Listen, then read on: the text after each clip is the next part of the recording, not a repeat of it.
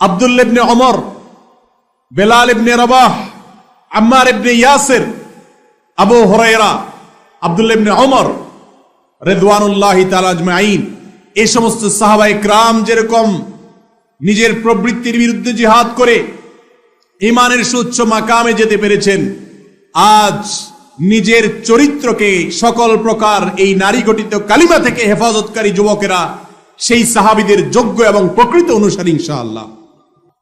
Challenge নিতে হবে ভাইয়েরা আমার, হিম্মত লাগবে যে আমি চোখের গুনাহ করব না। করবেন তো ইনশাআল্লাহ চেষ্টা?